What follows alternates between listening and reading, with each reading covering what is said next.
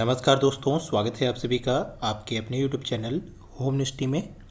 दोस्तों, जैसा कि आप सभी को पता है कि हम लोग यूपीडब्ल्यूएससी एसओ की तैयारी करवा रहे हैं और उसी में आपका जो कॉमर्स का सब्जेक्ट है दोस्तों, उसको हम लोग लेके चल रहे हैं। और साथ ही आपका जो स्टैटिक्स का कंपलसरी वाला पार्ट था, उसको हम लोगों ने यहाँ पे देख लिए हैं। कुल इसके आपके 50 लेक्चर्स हमारे चैनल के प्ले लिस्ट में हैं, आप वहाँ जाके देख सकते हैं। और साथ ही अब आपका जो इकोनॉमिक्स वाला सब्जेक्ट है दोस्तों, उसको भी हम लोगों ने अभी स्टार्ट कर दिया है। तो उसके भी कुछ टॉपिक हम लोगों ने यहाँ पे कवर कर चुके हैं। तो आपको सारे सब्जेक्ट के विषय यहाँ पे आपको हमारे चैनल की प्लेलिस्ट में मिल जाएगी, आप वहाँ जाके देख सकते हैं या ऊपर इस आई बटन पे क्लिक करके भी आप वीडियो पे जा सकते हैं। तो दोस्तों, आज हम लोग जो आपका इकोनॉमिक्स में नया टॉपिक पढ़ने वाले हैं वो आपका क्या है, प्रोडक्शन फंक्शन या उत्पादन फलन के बारे में हम लोग यहाँ पे डिस्कशन करने वाले हैं। तो दोस्तों चलिए शुरू करते हैं। दोस्तों, अगर हम लोग सबसे पहले आपका प्रोडक्ट या कह सकते हैं आपका प्रोडक्शन फंक्शन उत्पादन फलन के बारे में समझें, तो यहाँ पे आपको दो चीज़ों पहले ध्यान से समझना होगा। पहला क्या है कि एक क्या होता है, कंज्यूमर होता है और एक होता है प्रोड्यूसर। मतलब क्या है, कंज्यूमर कौन, जो उपभोक्ता होता है या कह सकते हैं जो प्रोडक्ट की क्या करता है, डिमांड करता है। प्रोडक्ट की जो डिमांड करता है उसे हम लोग क्या कहते हैं, कंज्यूमर बोलते हैं। और जो प्रोडक्ट की सप्लाई करता है उसे हम लोग क्या बोलते हैं, प्रोड्यूसर बोलते हैं। तो इतना तो आप लोग को जनरली पता ही है। बट यहाँ पे आपका प्रोडक्शन फंक्शन से इसका क्या रिलेशन है, इसको यहाँ पे समझना ज़रूरी है। थोड़ा सा ये बेसिक चीज़ है, इसको जानना आप लोगों के लिए ज़रूरी है। दोस्तों, अभी तक हम लोग जो भी चीज़ें समझ रहे थे, अभी तक हम लोग जो भी चीज़ें पढ़े हैं वो आपके एक तरफ का चीज़ था। मतलब कि हम लोग कंज्यूमर से रिलेटेड जितनी भी चीज़ें थी उन चीज़ों को समझे थे। जैसे कि आपका हम लोग डिमांड एनालिसिस के बारे में समझे, फिर लॉ ऑफ डिमांड क्या होता है, फिर आपका वहाँ पे हम लोग यूटिलिटी के बारे में समझे थे, यूटिलिटी की कैसी मेजरमेंट होती है। तो वहाँ पे आप एक चीज़ देखेंगे कि वो सारी चीज़ें ले दे आखिर में कहाँ पे आ रही है, कंज्यूमर पे ख़त्म हो रही थी। मतलब कहने के ये है कि आप उपयोगिता देखिए प्रोडक्ट की, या आप प्रोडक्ट की डिमांड देखिए, वो कुल मिला के आपके कहाँ पे आती हैं, कंज्यूमर पे ही आखिरी में ख़त्म होती हैं, या कंज्यूमर के ही अंत में उसका क्या होता है, आंसर आपके सामने आएगा। बट यहाँ पे आपका जो प्रोडक्शन फंक्शन है, इसको अगर आप लोग समझिए तो ये आपका क्या है, प्रोड्यूसर से रिलेटेड है। मतलब कि यहाँ पे प्रोड्यूसर क्या करता है, प्रोडक्ट की सप्लाई करता है, पूर्ति करता है। तो यहाँ पे अब हम लोग जो चीज़ें डिस्कस करेंगे या अब हम लोग जो भी चीज़ें पढ़ेंगे आगे, आपका जैसे प्रोडक्शन फंक्शन है या लॉ ऑफ प्रोडक्शंस है, और भी हम यहाँ पे जितनी भी चीज़ें आपकी पढ़ेंगे वो अब किससे रिलेट करेगा, वो सारी चीज़ें आपकी प्रोड्यूसर या उत्पादक से रिलेट करेगा। तो इतना चीज़ आप लोग समझ गए होंगे कि ये आपका अभी तक हम लोगों ने जो समझा है डिमांड वंड, वो आपका कंज्यूमर बेस्ड था या कंज्यूमर पे आपका फोकस था। और अब हम लोग जो चीज़ें पढ़ेंगे आगे वो सारी चीज़ें किस पे फोकस होंगी, प्रोड्यूसर पे। तो जैसे दोस्तों हम लोग शुरू में ही आपको बताए थे कि जो आपका माइक्रो इकोनॉमिक्स है, इकोनॉमिक्स के बारे में हम लोग जब बताए थे आपको कि जो आपका माइक्रो इकोनॉमिक्स है उसमें पहला जो घटक है वो क्या था, कंज्यूमर था या उपभोक्ता था। उससे रिलेटेड जितने भी हम लोग यहाँ पे लॉ एनालिसिस वगैरह पढ़ते हैं उसको हम लोग शामिल करते हैं। फिर आपका दूसरा घटक क्या था, प्रोड्यूसर था। तो हम लोग पहले घटक में आपके सिलेबस के अकॉर्डिंग चीज़ें देख लिए। अब हम लोग दूसरे घटक पे यहाँ पे चर्चा करेंगे जो आपका क्या है, प्रोड्यूसर है। और प्रोड्यूसर से रिलेटेड यहाँ पे पहला जो टॉपिक है वो आपका क्या दिया गया है, यहाँ पे प्रोडक्शन फंक्शंस के बारे में दिया गया है। तो अब हम लोग यहाँ पे प्रोडक्शन फंक्शंस क्या है इसको हम लोग समझेंगे। दोस्तों, हम लोग ने इससे पहले आपका डिमांड के बारे में समझा था। तो वहाँ पे हमने आपको बताया था कि जब एक डिमांड का हम लोग इंडिविजुअली डिमांड को एनालिसिस करते हैं या डिटर्मिनेट करते हैं, तो वहाँ पे हम लोग आपको बताए थे कि जो डिमांड होता है वो कुल इन 5 घटकों से प्रभावित होता है। जैसे पीएक्स मतलब हमने क्या बताया था, जो आपकी वस्तु की कीमत होगी, प्रोडक्ट की जो प्राइस होती है, उससे आपका क्या होता है, डिमांड प्रभावित होता है। जो आपका लॉ ऑफ डिमांड भी कहता है कि अगर प्राइस बढ़ेगी तो डिमांड क्या हो जाएगा, घट जाएगा, और प्राइस घटेगी तो डिमांड बढ़ जाएगा। फिर आपका पीआर है। पीआर क्या था, हमने आपको बताया था कि पीआर मतलब प्रोडक्ट रिलेटेड प्राइस। मतलब क्या है, प्रोडक्ट रिलेटेड प्राइस का मतलब है कि अगर जैसे चाय है तो चाय से रिलेटेड एक क्या चीज़ हो सकती है, कॉफ़ी हो सकती है। तो कॉफ़ी की जो प्राइस है वो भी चाय के डिमांड को प्रभावित करती है। तो यहाँ पे हम लोग इन चीज़ों पर डिस्कस कर चुके हैं बाकायदे आपके डिमांड एनालिसिस में ही। अब अगर हम लोग यहाँ पे जैसे देखिए P X P R Y, मतलब यहाँ पे इनकम था, आपके इंडिविजुअल व्यक्तिगत इनकम थी, टी मतलब टेस्ट था और एक्स मतलब एक्सपेक्टेशन था। तो जैसे आपका यहाँ पे डिमांड को प्रभावित करने वाले कुछ फलन होते थे या डिमांड को प्रभावित करने वाले कुछ फंक्शन होते थे, उसी तरह आपका सप्लाई को प्रभावित करने वाले या आप कह सकते हैं कि उत्पादन को प्रभावित करने वाले कुछ घटक होते हैं, या उत्पादन जिन घटकों से आपका फलीभूत होता है वो आपके मुख्य रूप से क्या घटक हैं। यहाँ पे हम लोग यहाँ पे मुख्य रूप से जो 3 घटक ले रहे हैं उसमें से आपका एक एल है, के है, ई है। अब ये एल, के, ई क्या है इसको अभी हम लोग यहाँ पे डिस्कस करेंगे। ये क्यों मतलब आपका यहाँ पे क्वांटिटी से लगाया जा रहा है कि क्वांटिटी का मतलब यहाँ पे आउटपुट जो होगा, क्यों मतलब यहाँ पे आउटपुट है, आउटपुट क्वांटिटी से लगाया जा रहा है। और ये आपका आउटपुट क्वांटिटी मतलब यह क्या कहने का तात्पर्य है कि जो आपका प्रोडक्शन फंक्शन है वो आगत मतलब यहाँ पे ये जो घटक हैं इनपुट घटक, उनमें से हम लोग 3 चीज़ों को यहाँ रखे हैं, एल, के, ई को। और जो आपका आउटपुट घटक है मतलब क्यू, जिसे हम लोग क्या कहें, आउटपुट प्रोडक्शन या आउटपुट क्वांटिटी। तो इन दोनों का जब हम लोग रिलेशन समझते हैं, इन दोनों का मतलब यहाँ पे क्या है, यहाँ पे क्यू मतलब आउटपुट है और ये मतलब इनपुट है। तो जब हम लोग इनपुट और आउटपुट का रिलेशन समझते हैं तो उसी को हम लोग प्रोडक्शन फंक्शन बोलते हैं या उत्पादन फलन बोलते हैं। अब हम लोग थोड़ा सा इसको डिस्कस कर लेते हैं डिटेल में। तो यहाँ पे देखिए सिंपली आपका अभी हमने जो आपको चीज़ें बताई हैं कि production function is the relation between input and output. अब ये इनपुट क्या है और आउटपुट क्या है इसको सिंपली आप समझिए कि आप अगर एक क्या है उपभोक्ता है, प्रोड्यूसर हैं, तो आप अगर कोई चीज़ को बना रहे हैं या कोई चीज़ को प्रोड्यूस कर रहे हैं तो उसके लिए आपको क्या चाहिए, कुछ आपको इनपुट चाहिए होगा। जैसे कि आपके पास क्या होना चाहिए, लेबर होने चाहिए। फिर आपके पास क्या होना चाहिए, जो आप रॉ मटेरियल खरीदना चाहते हैं या रॉ मटेरियल से जिससे फिनिश गुड बनाएंगे उसके लिए आपको पूंजी चाहिए। और साथ ही आपको क्या होना चाहिए, आपके अंदर साहस होना चाहिए। तो यहाँ पे जो एल, के, ई है ये वही चीज़ है। एल मतलब यहाँ पे क्या है, लेबर है, यानी ये आप इनपुट करेंगे, बिना लेबर के आप कोई भी चीज़ प्रोड्यूस नहीं कर सकते। के मतलब यहाँ पे कैपिटल से लगाया गया है, यहाँ सी से कैपिटल होता है पर इसे हम लोग डिनोट यहाँ पे इकोनॉमिक्स में कैपिटल को हम लोग के से करते हैं, क्योंकि नाइट की थ्योरी अगर आप लोग पढ़े होंगे तो वहाँ पे आपका नाइट महोदय ने कैपिटल को के से डिनोट किया था सर्वप्रथम। यहाँ पे हम लोग उसको यहाँ पे डिस्कस नहीं करेंगे ज़्यादा। फिर आपका ई मतलब यहाँ पे एंटरप्रेन्योर या साहस से है। साहस मतलब कि जो व्यवसायी या जो साहसी प्रोड्यूसर या प्रोड्यूस करने के लिए, प्रोडक्शन करने के लिए अपने पूंजी और लेबर को लगाना चाहता है, वो ही साहसी अगर नहीं होगा या जो उत्पादन करने वाला नहीं होगा तो ये आपका इनपुट, ये मुख्य रूप से घटक हैं। तो यहाँ पर हम लोग मुख्य रूप से इनपुट घटक का जब हम लोग इन घटकों का क्या करते हैं, प्रयोग करते हैं। प्रयोग मतलब यहाँ पे क्या होता है, यहाँ पे जब हम लोग लगाते हैं तो इसका कुछ इम्पैक्ट पड़ता है किस पर, आउटपुट पर। मतलब क्या है कि जितना हम लोग इनपुट लगाते हैं उस पर आउटपुट भी कुछ ना कुछ निकलेगा। तो ये जो 2 रिलेशन है, यही कहा है कि relation between input and output. तो यहाँ पे आप लोग इनपुट और आउटपुट समझ गए होंगे कि इनपुट मतलब यहाँ पे क्या है और आउटपुट मतलब क्या है। तो ये आपका प्रोडक्शन फंक्शन का सिंपल सा यहाँ पे एक ही लाइन की थ्योरी है या एक ही लाइन का यहाँ पे आंसर है कि relations between input and output as called production function. तो यहाँ पे जब हम लोग जो आपके इनपुट घटक हैं उनका जब अध्ययन करते हैं उसके फलीभूत आउटपुट घटकों से, या उनका रिलेशन हम लोग संबंध देखते हैं आउटपुट घटकों से, तो उसे हम लोग क्या बोलते हैं, प्रोडक्शन फंक्शन या प्रोडक्शन फंक्शन समझते हैं। अब यहाँ पे दोस्तों कुछ पॉइंट्स हैं, इसको समझ लीजिए।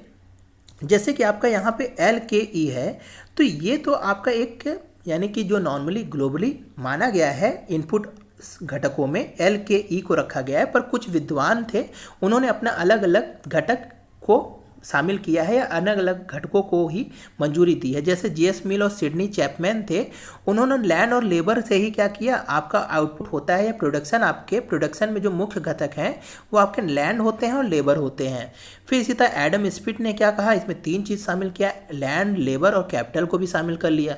फिर आपके मार्शल महोदय ने लैंड, लेबर, कैपिटल और साथ ही ऑर्गेनाइजेशन को भी शामिल कर लिया। और एक आपके वेन वीजर थे, उन्होंने स्पेसिफिक और नॉन स्पेसिफिक चीज़ों को यानी कि यहाँ पे अलग अलग वर्गों में विभाजित किया। तो यहाँ पे एक अलग ही वर्ग यहाँ पे कर दिए वेन वीजर ने, स्पेसिफिक और नॉन स्पेसिफिक। अब ये विशिष्ट और अविशिष्ट क्या है, इस पर भी हम लोग यहाँ पे अभी आगे डिस्कशन करेंगे। तो ये तो आपका यहाँ पे प्रोडक्शन फंक्शन क्या है, आशा है ये चीज़ आपको क्लियर हो गई होंगी। अब अगर हम लोग आगे देखें तो यहाँ पे वही चीज़ को डिटेल में समझाया गया है कि आगतों तथा निर्गतों के बीच, मतलब इनपुट एंड आउटपुट के बीच एक तकनीकी संबंध होता है, टेक्निकल रिलेशंस होती हैं, जो यह स्पष्ट करता है कि उत्पादकों, मतलब उत्पादक की जो आगत है या इनपुट है, कि एक निश्चित मात्रा से अधिक कितना उत्पादन प्राप्त कर सकता है। मतलब जो एक प्रोड्यूसर होता है, यदि आप एक कोई दुकान खोले हैं या एक कोई आप बिजनेस करते हैं, तो आप सोचते हैं कि कम से कम इनपुट लगा के हम अधिक से अधिक क्या कर लें, प्रोडक्शन कर लें, आउटपुट निकालें। तो इस तकनीकी संबंध को ही हम क्या बोलते हैं, उत्पादन फलन बोलते हैं। मतलब कि एक निश्चित अनुपात में हम इनपुट लगाएं और उससे कितना हम अधिक से अधिक उत्पादन कर लें, यही जो रिलेशंस है इसी को हम लोग उत्पादन फलन बोलते हैं। फलन का मतलब सिंपल सा समझ लीजिए आप लोग, हमेशा जैसे हम लोग डिमांड फंक्शन समझिए थे, वहाँ पे डिमांड को जो फलीभूत करने वाले घटक होते हैं उसी को फलन बोला जाता है। इसी तरह डिमांड की जगह यहाँ पर अगर प्रोडक्शन फंक्शन की बात करें, उत्पादन फलन की बात करें, तो यहाँ पे उत्पादन को फलीभूत करने वाले जिन घटकों का प्रभाव पड़ता है उसी को हम लोग यहाँ पर उत्पादन फलन कहते हैं। तो जब हम लोग इनका आउटपुट और इनपुट का रिलेशंस देखते हैं तो उसी को हम लोग क्या बोलते हैं, प्रोडक्शन फंक्शन बोलते हैं। तो आशा है आपको प्रोडक्शन फंक्शन क्या है अच्छे से समझ में आ गया होगा। अब अगर यहाँ पे थोड़ा सा एक चीज़ देखिए कि how many types condition production function, मतलब यहाँ पे ये है कि आपका जो प्रोडक्शन फंक्शन है उसमें भी कुछ कंडीशंस होती है या अलग अलग टाइप्स की होती है। यहाँ पे आपको ध्यान से ये फिगर्स अगर आप लोगों को ध्यान से दिख रहा है तो इसको समझिए। ये आपका एक लेबल, यानी ये एक्स अक्ष है जहाँ पे आपकी लेबर क्वांटिटी को दिखाई गई है, और ये आपका एक वाई अक्ष है जहाँ पर आपका प्रोडक्शन को दिखाया गया है।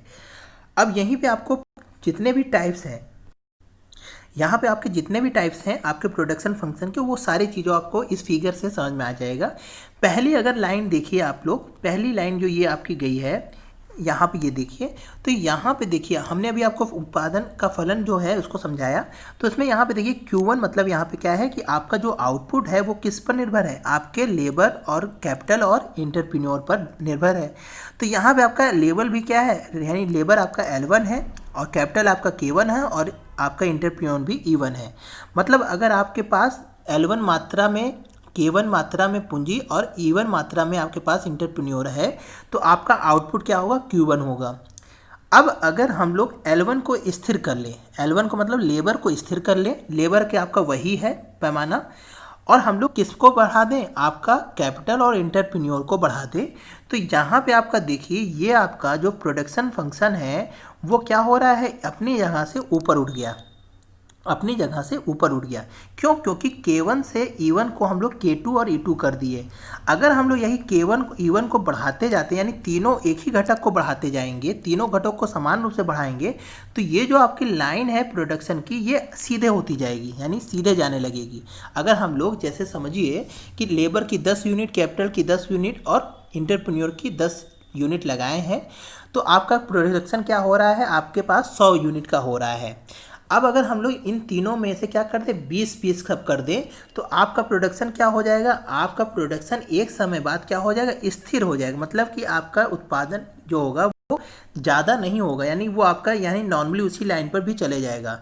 पर अगर हम लोग एक घटक को स्थिर करके अन्य घटकों में वृद्धि करें तो आपका उत्पादन क्या हो जाता है, बढ़ जाता है। तो यहाँ पे आपका यहाँ पे वही चीज़ बताया है कि L1 को स्थिर करके हम लोग क्या कर दिए, K2 और E2 को बढ़ाएं केवल। तो यहाँ पे आपका देखिए उत्पादन फंक्शन यहाँ से आपका कहाँ चला गया, ऊपर उठ गया। इसी तरह आपका L1 को फिर स्थिर करके हम लोग कैपिटल और इंटरप्रेन्योर में बढ़ाते हैं, तो आपका देखिए प्रोडक्शन ये तीसरे वाली लाइन पर आ गया। तो ये आपका 3 तरीके के यहाँ पे कंडीशन होती हैं। या तो हम लोग क्या करते हैं, एक घटक को स्थिर करके अन्य घटकों को बढ़ाते हैं तो आपका प्रोडक्शन बढ़ता है। तो ये कुछ टाइप्स हैं आपके प्रोडक्शन फंक्शन में। ये क्यों स्थिर हो जाता है, क्यों ये बढ़ता है, इसको हम लोग उत्पादन नियम में समझेंगे। यहाँ पे केवल इतना आपको समझाना था कि एक घटक को अगर हम लोग स्थिर करके अन्य घटकों में वृद्धि करते हैं तो आपका उत्पादन फलन क्या होता है, बढ़ता जाता है, या प्रोडक्शन आपका बढ़ता जाता है। तो ये आपका कुछ रिलेशंस थे। अब इसमें यहाँ पे हमको एक चीज़ समझना है दोस्तों कि उत्पादन फलन हमने यहाँ पे आपका व्याख्या किए। उसके अंतर्गत हम लोग ने क्या देखा कि आगत और आपका आउटपुट और इनपुट की व्याख्या की गई है। पर ये व्याख्या जो है आपका दो प्रकार से की जा सकती है। दो प्रकार से मतलब क्या है कि यहाँ पर अभी हम लोग कंडीशन जैसे देखे हैं कि एक चीज़ को हम लोग स्थिर करके अन्य चीज़ों को क्या कर रहे हैं, वृद्धि कर रहे थे। तो इसी तरह यहाँ पे आपके दो कंडीशन सामने आते हैं, पहला कंडीशन और दूसरा कंडीशन। पहले कंडीशन में क्या होता है, पहले कंडीशन में भी दो आपके कंडीशंस होते हैं। यहाँ पे आप लोग कंफ्यूज ना होइए कि पहले कंडीशन में पहला कंडीशन क्या है कि अगर हम लोग Q1, यहाँ पे ध्यान से दीजिएगा, Q1 यानी आउटपुट आपका है, उसमें इनपुट मतलब लेबर को हम लोग क्या कर दे, स्थिर कर दे। यहाँ जो L0 है ये L0 नहीं है, ये L स्थिर है। और यहाँ पे हम लोग कैपिटल को बढ़ा रहे हैं और एंटरप्रेन्योर को बढ़ा रहे हैं।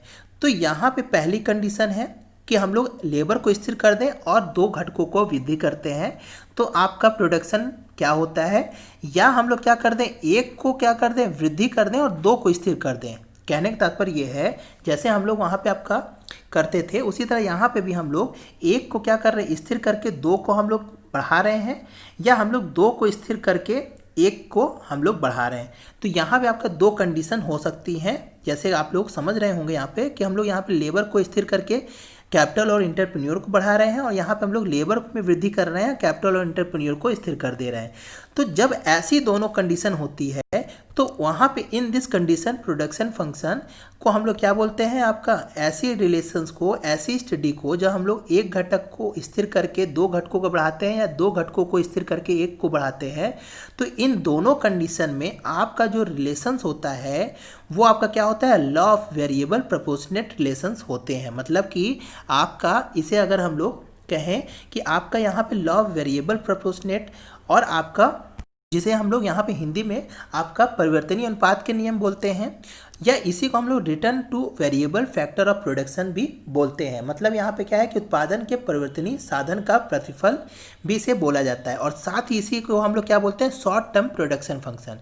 मतलब अल्पकाल में आप किसी चीज़ को स्थिर कर सकते हैं और किसी चीज़ को हम लोग वृद्धि कर सकते हैं। पर आपका जो सेकंड कंडीशन है, सेकंड कंडीशन जो है उसमें देखिए सभी चीज़ें क्या हैं, आपकी गतिमान है या परिवर्तनशील हैं, या आपकी कह सकते हैं कि उसमें आपकी वेरिएबल्स चेंजेबल होते हैं। तो यहाँ पे आपका जो आपका पहली कंडीशन थी इसमें आपकी दो कंडीशन होती थी, जिसमें से आप एक चीज़ को स्थिर करके दो चीज़ में वृद्धि कर सकते हैं या दो चीज़ को स्थिर करके एक चीज़ में वृद्धि कर सकते हैं। तो इन दोनों कंडीशन में आपका जो कंडीशन बनती है, रिलेशन बनता है आपके इनपुट आउटपुट का, उसी को हम लोग लॉ ऑफ वेरिएबल प्रोपोर्शनेट में समझते हैं, या आपका शॉर्ट टर्म प्रोडक्शन फंक्शन के अंतर्गत समझते हैं इसे। और जब हम लोग आपके ये आपके जितने भी आपके इनपुट हैं सब में वृद्धि करते हैं, तो इसे हम लोग रिटर्न टू स्केल कहते हैं, या आप इसको हम लोग लॉन्ग टर्म प्रोडक्शन फंक्शन बोलते हैं। तो आप लोग यहाँ पे दो चीज़ समझ लीजिए कि आपका जो शॉर्ट टर्म में होता है वहाँ पे आपके घटक जो हैं या इनपुट घटक हैं उसमें तो आप किसी एक चीज़ को स्थिर कर सकते हैं, पर लॉन्ग टर्म में कोई भी चीज़ स्थिर नहीं हो सकती है। लॉन्ग टर्म में आप हर चीज़ में परिवर्तन कर सकते हैं, लेबर से लेके कैपिटल से लेके आपका एंटरप्रेन्योर, हर चीज़ में आप वृद्धि कर सकते हैं। ये क्यों होता है, इन दोनों को हम लोग डिटेल में समझेंगे आपके नेक्स्ट वीडियो में। इनको यहाँ पे हम लोग केवल आपको समझाने की यहाँ पे हम प्रोडक्शन फंक्शंस को रिलेट कर रहे हैं, यहाँ पे केवल इंट्रोड्यूस करा रहे हैं। इसको हम लोग डिटेल में समझेंगे क्यों आपका लॉन्ग टर्म में सब चीज़ आपकी गतिमान होती है और शॉर्ट टर्म में क्यों गतिमान नहीं होता है। इसको जब हम लोग आगे पढ़ेंगे तो वहाँ पर हम लोग डिटेल में इसको समझेंगे। तो यहाँ पे दोस्तों आज के लिए इतना ही। यहाँ पे हम ज़्यादा इसको आपको नहीं बढ़ा रहे हैं क्योंकि आप कंफ्यूज हो जाएंगे। तो नेक्स्ट वीडियो में हम लोग अभी इससे पहले एक टॉपिक और है, इसको समझने से पहले हम लोग यहाँ पे एक आपका प्रोडक्शन लॉ ऑफ प्रोडक्शंस है उसको समझ लेंगे। तो आप ये दोनों जो आपका यहाँ पे रिटर्न टू स्केल क्या होती है और लॉ ऑफ वेरिएबल प्रोपोर्शनेट क्या होता है, इन दोनों को आप अच्छे तरीके से समझ जाएंगे। तो जैसे जैसे हम आपको यहाँ पे समझा रहे हैं चीज़ों को, वैसे वैसे आप इसको देखते जाइए। आपको विश्वास मानिए पूरा चीज़ आपको प्रोडक्शन फंक्शन में समझ में आ जाएगी। तो दोस्तों आज के लिए इतना ही। आशा है आपको ये वीडियो पसंद आई होगी। अगर वीडियो दोस्तों अच्छी लगी तो लाइक करिए, ज़्यादा से ज़्यादा अपने दोस्तों को शेयर किया करिए दोस्तों वीडियो को, और प्लीज़ दोस्तों सब्सक्राइब करिए चैनल को, ज़्यादा से ज़्यादा अपने दोस्तों में शेयर करिए चैनल को, जैसे सब्सक्राइबर बढ़े। और दोस्तों समय के साथ थोड़ा सा अभी कॉलेज हमारे एग्ज़ाम के समय आ चुके हैं, तो थोड़ा सा आपके वीडियो में आगा पीछा हो सकता है या किसी दिन आपको वीडियो ना मिले, पर कोशिश की जाती है कि आपको वीडियो मिल जाया करे। तो आप लोग कमेंट सेक्शन में कमेंट करते हैं, अच्छा लगता है। तो हम आपको पहले से जानकारी दे रहे हैं कि जिस दिन जैसे नहीं मिलती है तो उस दिन आप लोग यहाँ पे संकोच ना किया करिए कुछ। तो आज के लिए दोस्तों इतना ही, आशा है। धन्यवाद। जय हिंद, जय भारत।